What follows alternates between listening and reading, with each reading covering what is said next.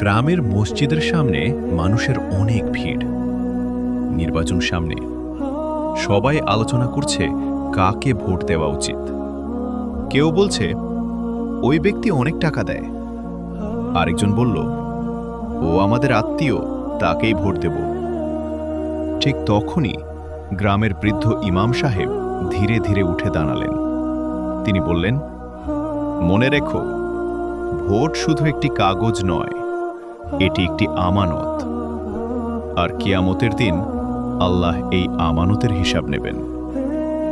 চারদিকে নীরবতা নেমে এলো। ইমাম সাহেব আবার বললেন, যে ব্যক্তি মিথ্যা বলে, মানুষের হক নষ্ট করে, ঘুষ খায়, অন্যায়কে প্রশ্রয় দেয়, সে কখনো নেতৃত্বের যোগ্য হতে পারে না। তিনি কুরআনের কথা স্মরণ করিয়ে দিলেন, নিশ্চয়ই আল্লাহ তোমাদের নির্দেশ দেন আমানত যোগ্য ব্যক্তির হাতে তুলে দিতে। এক যুবক দাঁড়িয়ে জিজ্ঞেস করল, হুজুর, তাহলে কাকে ভোট দেব? ইমাম সাহেব উত্তর দিলেন, তাকে নির্বাচিত করো যে আল্লাহকে ভয় করে, মানুষের অধিকার রক্ষা করে, সত্য কথা বলে এবং নিজের স্বার্থের আগে সমাজের কথা চিন্তা করে।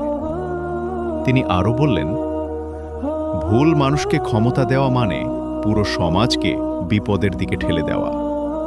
সেদিন গ্রামের মানুষ বুঝেছিল, নির্বাচন শুধু দুনিয়ার বিষয় নয়, এটি ঈমান ও দায়িত্বেরও পরীক্ষা।